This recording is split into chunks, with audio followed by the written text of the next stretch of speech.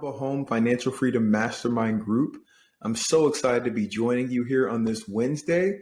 And I just wanted to let you know that we are officially, well, almost officially a quarter of the way through 2023.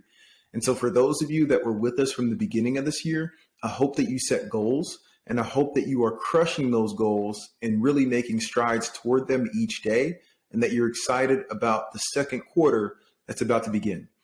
And so tonight is going to be an open session. I know we've had a lot of guests over the last couple of weeks, but it's good to get back to our roots, which is really just an open session mastermind group where you're able to jump in, ask questions, kind of learn from each other, and really catch up with some of our members. So if you are joining on the computer, please feel free to jump in as a quote unquote guest. Just click that live call in portion at the bottom and we'll get this thing started. And while we're waiting for people to jump in, this week has been pretty exciting for the short-term rental portion of the business. I actually was able to launch this system called AutoHost that allows us to be able to actually take security deposits from guests outside of the Airbnb or VRBO platforms. And it allows us to get just the extra verification on IDs, number of guests, and a rental agreement signed that we couldn't do previously. So we just launched that a couple days ago and it's been pretty incredible. So you can tell I'm kind of excited about it. And we've been using this new ChatGPT hospitable function that we got early access to. And it's been incredible in terms of responding to guests. And so I think the world is changing quickly before our eyes. We saw how quickly things accelerated after the iPhone was created back in 2006. Now with ChatGPT, in just a short 3 months from its release, it's already being integrated into some of the software that we're using day in and day out. And I'm starting to see some of the benefits of this AI thing that everybody's been talking about. So if anybody wants to jump in, go ahead and hit that live call-in button and we'll get you admitted into it. And so I see a question that just popped in the chat. Somebody was interested in that new platform. And I believe you're talking about the AutoHost platform, if I'm not mistaken. And so AutoHost is a system that's been around for a while, but they've just recently started integrating with Hospitable. And they're only allowing individuals that have 25 or more properties under management to be able to jump in and kind of integrate that with you. I think we have roughly 20 under management. So, we kind of strong armed our way in, but you need to have a couple properties under management before you can talk to them. But once you get to, double digits, they will set you up and it works with Hospitable. And Kanayo, how you doing, man? Welcome to your first Financial Freedom Mastermind group. And I hate to put you on the spot, but what we like to do is when somebody joins the first time, we like to ask a little bit about your background and some of your investing goals. I love it. I love it. That's how I got started. I can tell you that Alpha, who just joined us, is a house hacker as well. Alpha, how you doing? We can hear you now. That is good. That is good. So Kanayo, you are among friends. That's literally how I got started back in 2016. I'm still house hacking today because I don't see myself paying a full mortgage ever again. And so, yeah, it's a great way to get started. Where else can you put down less than 5% on an investment and actually have it pay you in terms of lowering your rent and then start to grow in equity? And when you move out, pay you fully. And so I'm excited for you. I know you're going to be kicking off that journey here in like 48 hours, we'll call it. So this is going to be exciting, man. Absolutely. Alpha, what you got going on, man? And you may be on mute. For me, I'm still working on kind of getting my tax documents together. I want to do that. Trying to get that over to Kevin. Has he been more responsive, by the way? Because we're almost done with mine now. Yes. I was able to get on the phone with him last Saturday, maybe the Saturday before then, and kind of run through how he wants me to break down my expenses. So I've been kind of editing, making about 5 Excel sheets, just breaking that down. So yes, he has been more responsive. I guess he's finding out the hospital stuff. But I did have a small pipe problem today with some water, so that never stops. I'm currently looking for some contractors because I'm gonna finally go with Lupe to kind of do the foundation thing and kind of get some of the water out. I think it's going to have them replace the floors again because the water from the downstairs sink got under the floors and there's like really bad lumps there. So I'm currently reaching out to 2 contractors that can hopefully remove the drywall and remove the floors. Have Lupe come in, do the foundation stuff, and then replace the floors and the walls. I've been basically just kind of working on the tax stuff, trying to pay off debt so I could kind of work on some that future point, projects for the house. if you shoot me a text after this, I got a couple more people I can send your way that can knock out drywall and flooring pretty quickly that are doing projects for other people right now that I know. Okay. That'll be reasonable in price. So we can definitely help with that piece. Once Lupe gets in there, I mean, Okay. I think she could probably tell you about some of the projects she's done for me, but she does an incredible job. Her and her team get in there, they knock it out. Got it. And I wanted to also ask you, because I think I'm going to replace the floors. What happened this morning was the piping got loose on my kitchen sink, so the water was draining straight into my, what's that called, a cabinet. And there's like gaps in the back, so it went under the cabinet, and I guess it was going through, and then it went into the floors. So I kind of wanted to ask about your contract that you use for your kitchenette downstairs, and kind of maybe work on improving my kitchenette downstairs here. Just updating it, kind of making it more functional, and trying to like just because that gap is what really caused the problem with the floors. Just kind of get a price in my head. I probably won't do that now, but just so maybe summertime I can start Absolutely. I can send that guy to you. He did it from scratch, so that cost was higher, right? But because you already have the systems in place, like the water and hey, this is the electrical for the actual oven or the 2-burner, right? It should be a lot less to just update it.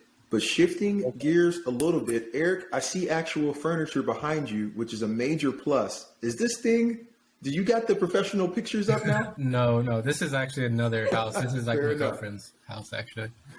Or yeah, from the place she's staying at. No, still don't have professional pictures. The listing's been up, but it's been booked mostly so far. And I have like a few things to get, but I'm just like working on like improving some of the systems, like the messaging that I'm sending to people, like setting up those questions on like hospitable, probably improve how I can screen the tenants and stuff like that. I think if everything goes as it is now, I'll be on track to make like Superhost next quarter. Dude, so that is awesome. Congrats. I know it was it's nerve-wracking. That first house is nerve-wracking, right? When you're looking to go out there and purchase something like, hey, are people going to book this thing, things of that nature? But to see you having success is inspiration for all of us. And no, that's pretty awesome, man. One question I had actually for you, Alpha, I had a few people that reached out to me like when the days didn't match up and they were wondering if like I had another property they could stay at. I believe your listing might be close to mine. So I was wondering if I could get your like listing and maybe refer some of the people to you. That's okay. Oh yeah, that would definitely be good. I could definitely send you over my listing, and I'm probably the same about you. I'm pretty booked at least 5 to 6 days out the week. But definitely, if someone reaches out to me, I can send them over to you too. So you can definitely set up that relationship. Okay, sounds good. My first property I have now is in Hapeville, Georgia. So it's a little bit like down south side of Atlanta, near like the airport, right above the airport. And mine's is right above Hateville, so the same area. Kanayo's going to be out in Decatur in Alpha seen the Moonlight or the Hardmans, right, near their house. You saw the one with the green chairs, too. Yeah, you saw that one. The one with the green stools. Yeah. So out near there is where Kanayo's Yeah. And he's got a pretty cool house hack, too. If you saw this one, you'd be trying to fight him for it, too. But long story short, no, this is pretty cool. Eric, what has popped up in these first couple of weeks of hosting, right? Because we do have someone else who's going to be a new host here soon that was unexpected, or what was a pleasant surprise? What were some cons that you didn't know about of a new host? Well, the first thing that comes top of mind is I probably should have like, first thing top of mind is I should have probably did a little bit more on like house rules and screening the tenants. So I had a few people that came and they tried to have like a party. So it's like super loud. And then actually one of the nights, the people, they parked, so it was trash day. They moved my trash can to the middle of the lawn to like park a car on the curve. So I didn't get like trash collection that week. So like the past week I've just had like overflowing trash, and I've had to like take that into like my unit or take it to other places. So that's been a hassle. So I definitely read up a little bit of things of like You can screen the tenants, like especially like 1 days, like check their area code, ask them more questions and stuff like that. So that's what I'll probably be trying to Absolutely. So that was one of the cons. What about one of the pros? What's something that hit you that was like, hey, this is a pleasant surprise? Actually, like getting the listing up was like pretty easy. So I used like ChatGPT to write the copy for me for the listing. So that made it a little bit easier. But I was just kind of surprised at like how quickly the people would start booking the place. Like that was something I was really worried about at first. And so I imagine too going forward, like once you have reviews and once you get other like booking sites, it'll probably be even better for getting people. So that was, I think like as soon as I could book it, like people started booking it. I think I had like 3 reservations within like the first like hour of like, I think you have to get like 24 hours. And then like, as soon as I got the first one, I got like another 2. So it's like pretty cool. But I think that also be my price. The fact that March through September, right? We keep talking about it, but this is the busy time for Metro Atlanta. And so when you look at the Hatefields of the world, the Decatur's of the world, even the Mariettas of the world, right? Kind of all around this area in Metro Atlanta, this is the time you want to be launching one and kind of getting it going.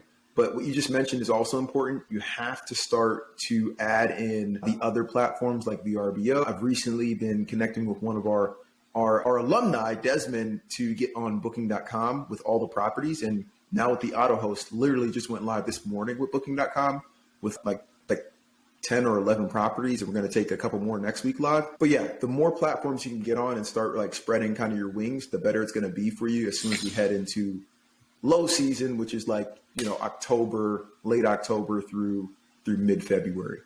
But there's a question in the chat from Kareem, and this is a good one, right? He's asking, has anyone had to get the STR permit in the greater Atlanta area, the short-term rental permit? And so for those that are in Decatur, or even, I don't believe Hateville has it as well right now, but really Fulton County, Atlanta has a short-term rental law that they're trying to pass. And it basically says that you have to live in Atlanta in order to own a short-term rental and that you can only have 2 maximum. I've talked to all the owners that we manage for about this. And in full transparency, this thing was supposed to go live last March, but it's been pushed back multiple times because there's legal issues with even the way it's stated, right? New Orleans passed a similar law, same language. Hey, you have to live here, 2 maximum rentals back in 2019. And they've gone to court multiple times with different people suing them. And at the higher courts above New Orleans, they've actually gotten shot down. And this law was judged as unconstitutional. Reason being, if we just change out some of the terms that we're talking about, it would sound ridiculous. For example, if I were to say, hey, in the city of Atlanta, you cannot own a long-term rental unless you live here. Does that make any sense, right? It's like, hey, so we're eliminating commerce and fair trade among the states, right? What if I'm an investor what if I live in Marietta and I'm an investor? I can't invest in Atlanta. And so long story short, they've had some issues with trying to get this one through, so they keep pushing it back. I don't believe it's going to get passed as is, and this is just my opinion, right? I think it's going to get altered before it gets passed. But to answer your question, yes, I'm still taking the precautions. I've gotten pre-approved on all my properties. All the owners that we manage for have gotten approved on their properties. We actually have an owner, and it's cool to go about doing it right now, because if you can get approved and get that license in Atlanta, when they do pass something, hopefully you can get 1, grandfathered in, or 2, you'll have first movers advantage when they start shutting down other B&Bs. I actually just renewed the licenses for the 2 that I have in Atlanta. And one of the things that's kind of cool is you're supposed to only get one if you live here, but I do have an owner that we manage for that was able to get one through a Georgia-based LLC. And I think it's because this is so new that there's not many people in that office to actually go through these items. And so once you get one, the renewal process is very easy. You send an email, yes, I want to renew. You sign one other document, boom, you're good, as long as you don't have any citations on your property. But long story short, yes, have been doing that. It is kind of a tenuous process, but once you get the license, it's not that hard to maintain it. So, and this is the cool thing, it's only for Fulton County, Atlanta, right? So Decatur, there's no law, there's no ordinance or anything. You're good to go. Hateville, I don't believe there is. East Point, I believe there's a separate jurisdiction, and Kareem can tell me more, where you do have to go into the office to get the SDR license, things of that nature, but it's less strict in East Point as opposed to the ATL, like Fulton County ATL. I think I'm Fulton County. Yeah, but because you're an owner occupant, that's going to be even easier for you, like to just knock that piece out. Yeah. Yeah, HIPPO's passed like a new law, I think, Okay. like this Do you year. know Just kind of started what it doing looks this like year. right now? It's similar. Like you have to be owner occupied, only you have to do like a few things like send letters to all the people around you that you're going to run an STR. You have to like have a agent, 24-hour agent that they can call into if they have any complaints and stuff like that. It's It very might be similar. similar to a Yeah, rental with the as whole well. STR agent and things of that nature. What's interesting to me is like what happened in New Orleans. When I look at that and I'm like, okay, these guys got sued by investors that didn't live there. It went to a higher court and they said, hey, you can't do this. And now they're having to change the law. I have no doubt in my mind that that is kind of the way we're going to go for the city of Atlanta here soon. What else you guys got? Any new developments? Anything that you're working on? Nice. I love it. I love it. And it typically takes anywhere from, if you're moving quickly, you can get one up and running in 2 weeks, like if you're really going after it. But 2 to 4 weeks is a good time frame to have it up and running. And so, as a goal, if you can get that thing up and running by the end of April, really like by the third week of April, that's pretty good for the first one. Absolutely. Absolutely. And I can text that to you. I was actually just talking to someone before this call who was talking about doing photos on their phone. I'm happy that you're not mentioning that and like you're going to go with a professional because everybody knows how I feel about that, including Eric, who was talking about it earlier. But yeah, I'll text you somebody that we just used for a couple houses like last week who's awesome and he's not that crazy price. Sure. I wanted to ask, how is the market? I've been hearing that there's been a lot less listings. But I've also been hearing that people have been lowering their prices. I kind of want to ask, what have you been seeing kind of being a realtor and working in this market? So What have you been seeing? it depends on what price point you're at, right? So I'm working with these new HA buyers who are approved for up to, I want to say like 375. And we're looking for house hacks. We found a couple. We're putting offers out there. But the ones that are actually nice, like done up and ready to rock in that price range are getting snatched up like crazy. Like literally, we were trying to get one. We offered. So the home was listed for 300. It was listed less, on purpose, right? We offered 340 with 10K toward closing, not like 30K over asking basically. And we weren't in the running. There was, 6 others that kind of beat us out for that house. And so, we're back to the drawing board. And so for houses that are fixed up and functional, especially ones that offer another unit that you can rent out, those are getting snatched up pretty quickly now. I think a lot more people know about this house hack method. A lot more people are out searching for something like that. And as we all know, the largest generation that's purchasing right now is millennials, right? We're the ones that are like starting families and getting out there and really searching for homes like this. And so those are getting snatched up quickly. The homes that require some work or the homes that are in like a higher priced range, like the more quote unquote luxury homes, those are sitting for a bit longer, which they normally do, right? A luxury home that's going to cost, 800K, et cetera, or more, usually will sit for at least 60, 90 days. Now they're sitting for, a bit more, like 100 plus days. So you're able to go negotiate those. But the houses that are functional are still going pretty quickly. It's the ones that may need some work, cosmetic or otherwise, that people are letting sit on the market for a bit longer. Mark, how you doing? Okay. We can hear you. I'm doing well. Can you hear me? Okay, excellent. Good. Good evening, everyone that's on the call. Doing well. I think to add, just listening, for those that don't know me, I think Nee was talking about my property earlier today. I have a property in Decatur on Moonlight Trail. It's a 2 doors, I guess what they say. It's an in-law apartment on the bottom, and then it's 2 and 1.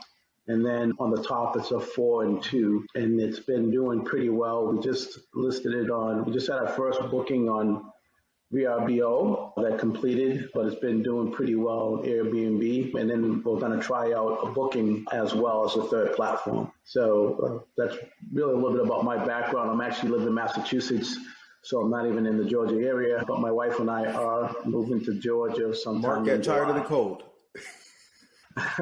Yes. And to that point, Mark, I know it's doing well, but if you ever thought about selling that Moonlight property, I got like 5 people that would buy it right now.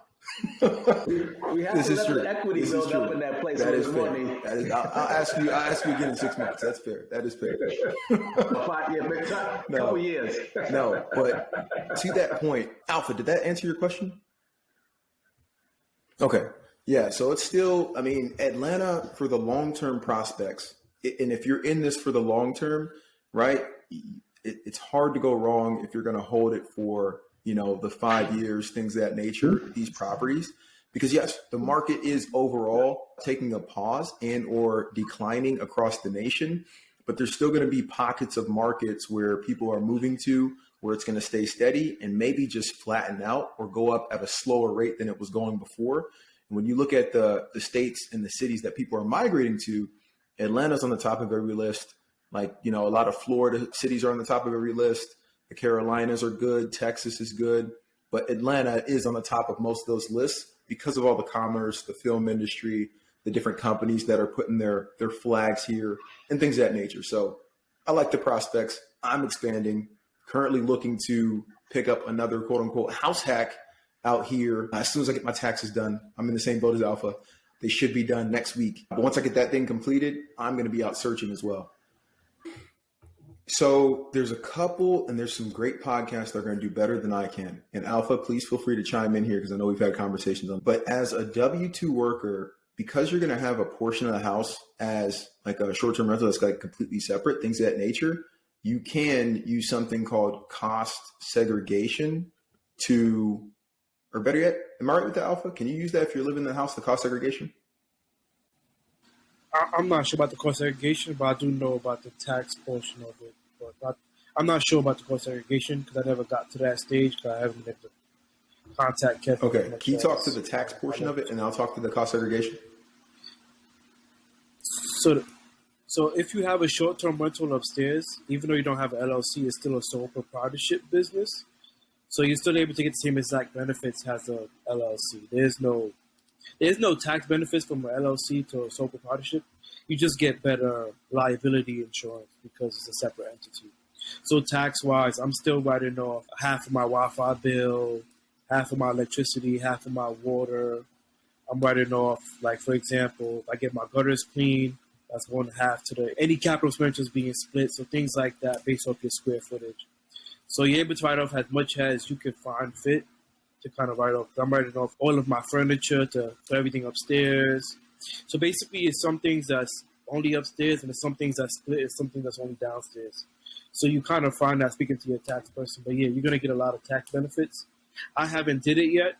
I'm working on that, but I can probably give more information in April. But as of right now, I'm probably writing off about all the expenses I just mentioned previously. And then piggybacking off of that, and thank you, Alpha, when you move out of the house and now you move it to an LLC, because to his point, when you're living in the house and quote unquote house hacking it, you do not want to put it in an LLC. It's going to complicate a lot of things. You want to leave that thing. But when you move out, you can move it to an LLC, and then you're able to do something called a cost segregation, which this is my first year doing it. I did it last year for this tax season, and I got the documents back earlier this year. And long story short, they allow you to, because it's considered like a business where you're housing people for less than 7 days on average, right? You're able to write off or accelerate the depreciation on the house itself and take that all as a tax benefit. For example, last year, I still worked a W-2 alongside being a realtor for most of the year, like 8 of the 12 months. And in that time period, I racked up a good amount of money with the W-2. And so I want to wipe that whole portion out. And so I did for 2 of the homes that I have as short-term rentals, I did the cost segregation, and it spit out that I can write off about $150K in taxes, right? So I can essentially wipe out a good portion of that W-2 with that piece and just claim it like off of income and actually get a check back when normally I'd have to write a check to good old Uncle Sam. So yeah, there's a lot you could do from the tax room. I'm just now like having the time to focus on it a little bit more and start to have like more consistent meetings and have the books in order. Last year was the first year that I got a virtual bookkeeper to help kind of, organize the whole piece and start having deeper conversations with the CPA. And now we're actually implementing some of those tax strategies to save significant money. No, it's a person, and I can send that to you. He's actually on here at some point last year. Do you guys remember Umar? You may not. Umar Khan, but I'll send you his contact. He is solid. He's based out of Pakistan. He actually goes to Harvard. He's going to graduate here soon, but he owns like a whole bookkeeping company and manages a lot of people's books in the States. Yep, he's literally just the book. Exactly, because it's two different pieces, right? You got the bookkeeping and then you got the taxes.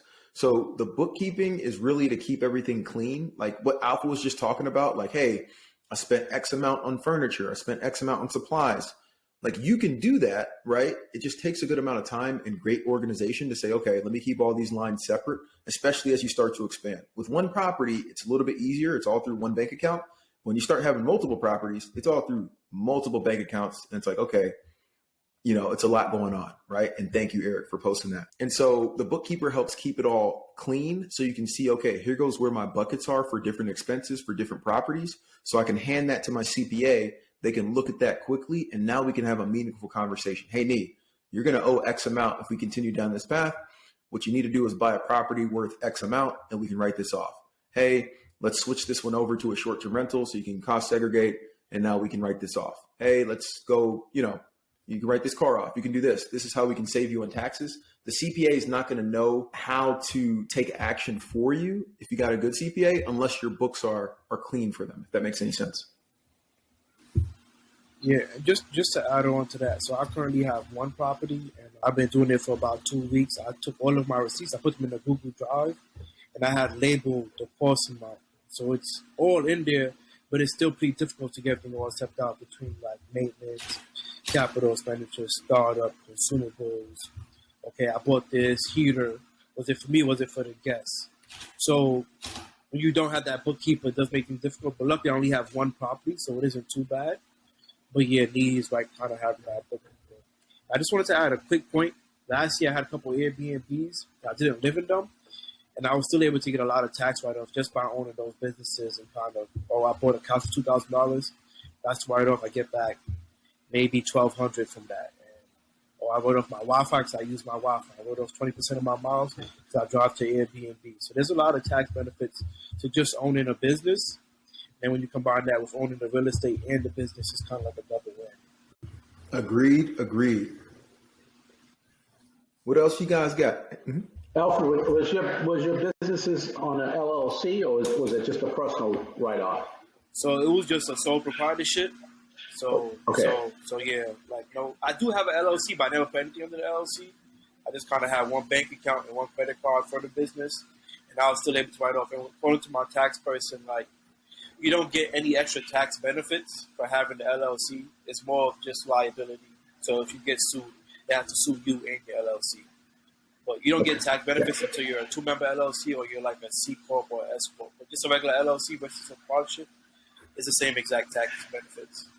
Yeah, and piggybacking off of that piece a little bit, that LLC thing is something that I can't tell you how many newer investors like ask a lot of questions around. They're like, hey, I want to go get this first house. Should I go get the LLC now? It's like, guys, the LLC, to Alpha's point, is not the most important. You want to get the house first, and then the LLC, you can do 30 to 45 days after you close. Maybe you quit claim that house. If it's not a personal house, right? If it's a pure investment house, to the LLC. If it's a personal house, wait a year and then move it to the LLC. But to Alpha's point, it's really just that protection piece. Like, for example, I own properties in Kentucky, used to own in Boston, and own in Georgia. And so if all my properties were in one LLC, then if somebody were to sue in Kentucky, they could essentially take everything if they were to win a lawsuit, right? Because we got the multiple LLCs, I just separate in the buckets. The long-term rentals in Louisville are in their own LLC. I'm doing a development deal in Louisville where we've got 3 LLCs for that. We've got a managing LLC. We've got an LLC for the townhomes, and then we've got an LLC for the storage units, which I'm pumped because we're actually breaking down next month. We signed the documents for the loan and our life away earlier this week. So it'll be good. That's going to be amazing. And I'll keep you guys posted on that. And then I got the LLCs in Georgia for the management, the realtor business, and then also my personal properties, because you got to keep it all kind of separate. And so to Alpha's point, if your goal is to continue to grow and buy more and more, I recommend that when you're looking for that second property, you start looking at a bookkeeper as well. It's not that expensive as you would think. You could do it for literally probably like $1,200 or less for 2 properties a year. I got a question for you. You just brought up something. You said something about storage property. You're working on a deal for storage units. Are they built? It's going to be built, ground up, built. So, and Mark, I don't think we talked about this in depth. Go ahead. No. So it's funny. I was away this weekend and with my best buddy, right? He's my best man in my wedding, and he wants to do storage units, right? And he's an architect, but he wants to get into designing it because it's a simple design, and then obviously getting the cash flow from it once it's up and running. So, I might have a 3-way conversation with him since you're actually doing it. He's thinking about putting his plan together. Absolutely. So we can take that offline. So that would be awesome. Okay. And to give a little more detail on that piece, right? So it's finally, come to fruition, but we bought land about 12 acres, close to 12 acres last year in August in Louisville, Kentucky, in a city called Taylorsville, which is about 30 minutes outside of Louisville. It's the fastest growing county in the metro of Louisville. It grew 14.5% over the last decade, right? So from 2010 to 2020. And the acreage that we bought, the reason we targeted that is because it's across the street from the best middle school and elementary in the metro. And a lot of people are trying to move out that way.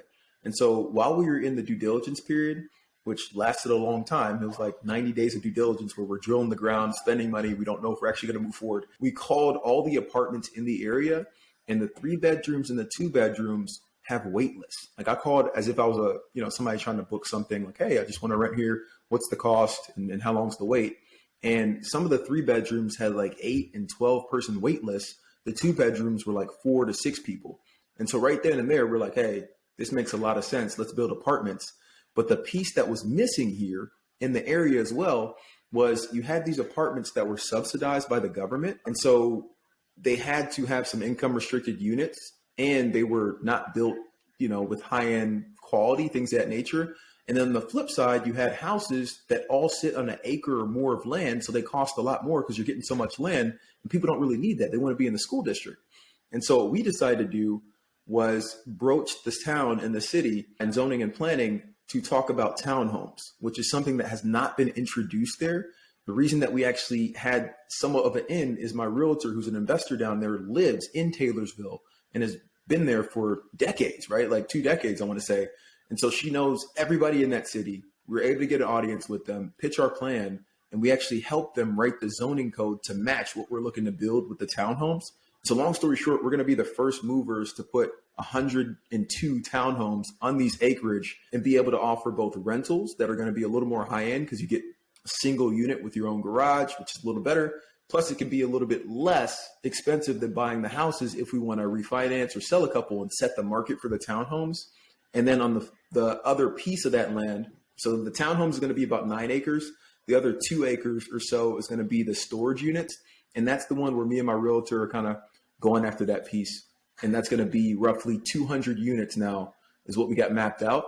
And we just signed the documents because it appraised for $2 million. It's going to cost about 1.8 to build. And the bank's giving us 1.6. So we're going to sign the documents, and it works just like a hard money loan. So when you do a hard money loan on any house, like to do a flip and things of that nature, and Eric, I know we talked about this before, but hard money loans, what happens is they give you a draw.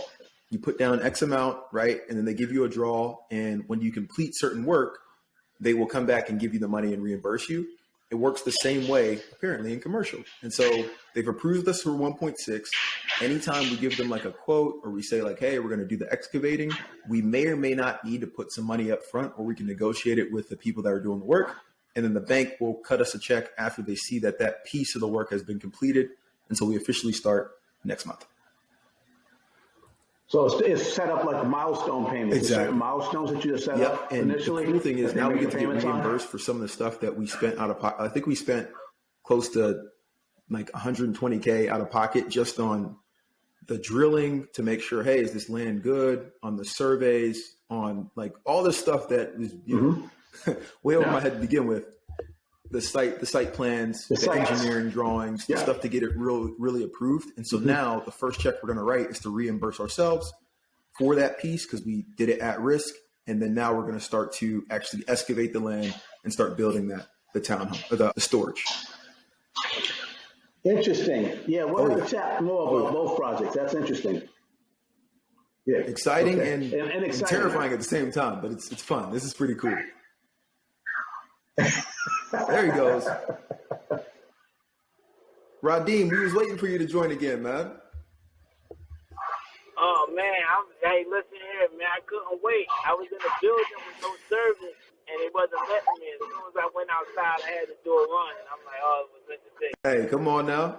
And Radim, for those who do not know who you are, do you mind just giving a brief summary of where you are located and where you invest? Yeah, I'm investing out of Philadelphia right now. I'm investing. I'm doing my business. And Radim, you're cutting out on us, man. Okay, while he comes back, Radim is a mainstay. He was one of the early members of the Ekabo Home Financial Freedom Mastermind Group. Wealth of knowledge. He's been in the game of investing, doing flips, burrs, owns a bunch of properties out in Philly, and is really good at the construction piece. So if you ever need some advice on like flips, rehabs, things of that nature, or even just making deals happen, Radim's the guy to go to. I mean, I would just get the cost, right? I think it's one of those things, hey, would love to have you do it. What's the cost of that, right? Get that cost and then compare it with somebody. Because the dryer piece is easy. A dryer, like we can get an electrician over there to switch out an outlet with a dryer outlet for, I think I got one done for like $300 the other day, right? The piece that's tough is the washer if there's not already water nearby. And I'm trying to think. I think there's a water source like on the outside wall to put in to open the wall and put in the line for the washer. Okay, that's actually not bad. I again would get another quote though, because I have other people I can send you that can give you a quote on that piece just so that you're keeping them honest. But yeah, if their quotes come in similar, I would go with him just because he knows the property, to your point. Yeah, see, I know you're going to hold me to it. So I got you with the photographer, the bookkeeper, and now washer and dryer, right? See, I take notes. Radim, we can hear you now. Yeah, I invest in Philadelphia, residential, going into the commercials. I've been investing for 17 years now. And yeah, that's just in short. That's what it is. What are you working on? Last time we talked, I know you were thinking about turning that like triplex into like Airbnb / peer space, right? Event space. Yeah. So right now I have it. Actually, I've just coming from the building and we doing the finishing touches on that. It's been a lot. Like I done got another property. It's just been a lot on me.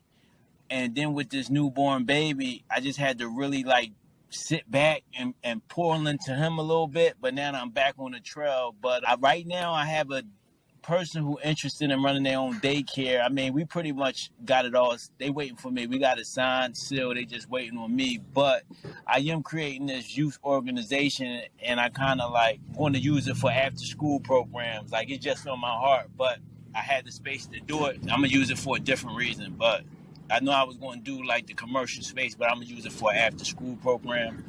And that's dope. Yeah, that's dope. I may have to fly out there to teach these kids how to play chess, man, and school them real quick. You know, I think we talked about that a little bit. Yeah, no, absolutely. We still got to get a game. Yeah, let me get some practice first, though. I'm a little bit rusty. It's been a minute, so I know I gotta come correct when I come up there. Yeah, no, what you got going on? I ain't hear from you. Man, so wow. I don't know if you heard the whole soliloquy on the build in Louisville, but we're doing this big commercial build in Louisville, 102 townhomes, about 200 self-storage units. I can tell you more about that later because I don't want to repeat it for everybody again, but I'm pumped about that. And then in Atlanta, just continue to expand the short-term rental business, man. Business is booming. This is the best time of year to be getting into it and expanding. And so after I get the taxes done here in the next week or so, I plan to get out and look for another house hack, right? 2 to 4 units or a single family with an in-law suite where we can purchase that for 5% or less down and be able to keep this thing going. How's the market for you? I know that you're doing a realtor thing. How, what's going on with the sales? Is it dude, where you at with that? I'm working mostly with buyers right now. Reason being, people see kind of the opportunity to jump back in because, as you know, the last 2 years, I need to stop saying that, from 2020 through half of 2022 was crazy, right? It was impossible really to get in. It was all highest and best. You really had to come in strong to be able to get a property. Now you can actually negotiate. Now you can actually get credits. Now it's equalized a little bit and kind of you're on neutral ground to negotiate. And so there's so many more buyers that are pouring into this market because Atlanta over the next decade is that it market, right? It's Atlanta. You know, there's a couple cities in Texas, a couple cities in Florida and the Carolinas where everybody's moving to and investing in. And so it's been booming. Right now, I can tell you we have 8 people under contract right now, including Kanayo, who's closing. Congrats on Friday. And so it's been good, man. Excellent, man. Keep moving, man. It's there. Like I just said, a lot of people I see on this end, people kind of scary with real estate. And they passing deals left and right up. They just uncertain with these times. And but I always encourage them, like, you can never go wrong with investing in real estate. Like, it's a lot safer than putting your money in these banks, as you can see. Love it. Yeah, absolutely. Love it. Face them fears, man. You gonna, like, every $40,000, $50,000, $60,000 I get, I'm putting it. I'm not afraid. I'm really not. I'm so comfortable. Like I said, we all have up and down in this game, but I had a lot more ups where I feel that confidence. So just through my experience, it just taught me just to be, like, really confident, not overconfident, but I'm just confident that it always work out, you know, at the right times, even when we can't see it. It just works itself out. And on that note, guys, I'm going to go ahead and end the call for tonight. Radim, thank you for joining and giving us some words of encouragement. That comes from years of experience, guys. Seriously, if you got questions on rehabs, things of that nature, and deals, Radim's the guy to go to. I've learned a heck of a lot from him. And I wish you all much success throughout the rest of this week. I will catch you next week.